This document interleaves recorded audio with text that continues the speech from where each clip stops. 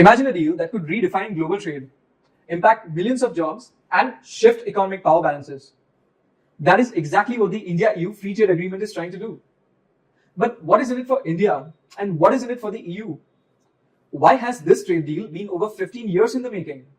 Let's break it down. In the early 2000s, as India was riding the wave of post-liberalization growth, and the EU had set its sights on the booming Asian markets, talks of a free trade agreement likely began. By 2007, we saw an official kickoff of negotiations between the two parties. But by 2013, we had hit a roadblock over disagreements between tariffs, trade regulations, and intellectual property rights. Then the COVID-19 pandemic hit, making both sides realize their game plans for robust supply chains. By 2021, a fresh surge in energy sparked a revival of these talks.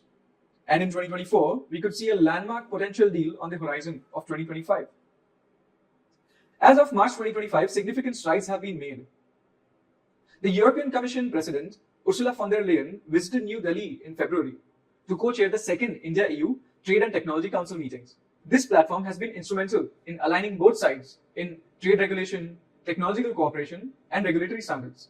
The India-EU Free Trade Agreement has some ambitious goals. It wants to reduce tariffs, boost investments, catalyze digital trade and services, and set regulatory standards. To realize these big objectives, there are certain critical issues which are at the forefront of these negotiations, beginning with everyone's favorite, tariff reductions. The EU wants reduced tariffs for its automobiles, wines, and spirits, which currently exceed 100%. Meanwhile, India wants a greater market access for its pharmaceuticals, agricultural products. There's also regulatory standards. Discussions highlight there's a difference between the environmental policies in both the countries. The EU's proposed carbon tax stands at odds with India's own standards because India wants to prioritize its developmental nature. This will definitely hurt steel and aluminium exports from India to the EU. There's also digital trade and data security. India wants EU to recognize itself as a digitally secure nation for its IT professionals to work more closely with the EU. Whilst EU has stringent data protection laws that need to be negotiated. This trade deal will significantly affect several sectors. Agriculture, for example. Indian farmers are worried about heavily subsidized EU agricultural products. The agreement will either give them better export access or provide them with new challenges to compete in their own domestic markets. Pharmaceuticals. The Indian generic medicine industry is a global leader, but EU's stringent intellectual property laws will affect their affordability on the markets. There's also clean energy.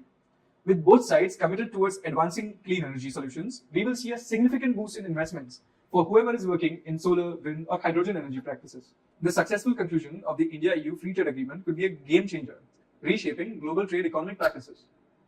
Both India and the EU see this as a way of strengthening their own economic resilience, whilst not being overly reliant on traditional trade partners like China and the US. There are many potential advantages in this for India, beginning with a greater market access. Indian industries like the IT industry, pharmaceuticals, clean technologies will get a greater market access with the vast EU markets. This will increase revenue.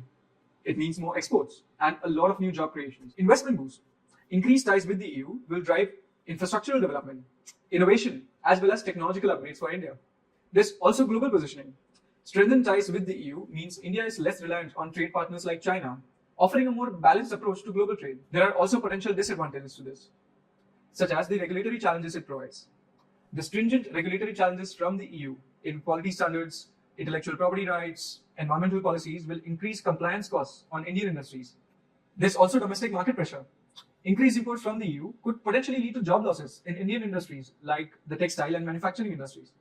Ultimately, while the agreement has a potential of transforming India's trade landscape, it also poses certain risks to India's vulnerable sectors.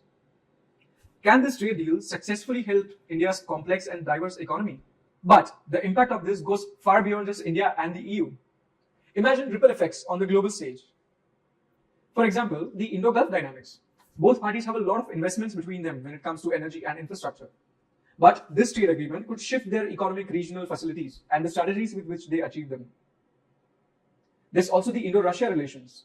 Both countries have a long-standing tie when it comes to defense and energy spending. This trade deal could shift a lot of or recalibrate a lot of strategies with which both countries, in a geopolitical sense as well as a trade sense, engage with each other.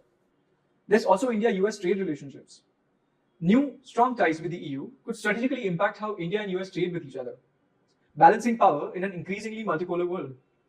As of early 2025, both India and the EU are pushing to finalize this deal by the end of the year. Over 9 rounds of talks have taken place, and the next 6 months could be a game changer for this agreement. If signed, this deal could restructure trade flows, impact many jobs, and deepen ties between two of the world's largest economies. But if negotiations fail, will they turn to other partners instead? What do you think? Should India and the EU push harder to finalize this deal? Comment below and subscribe for more videos like this.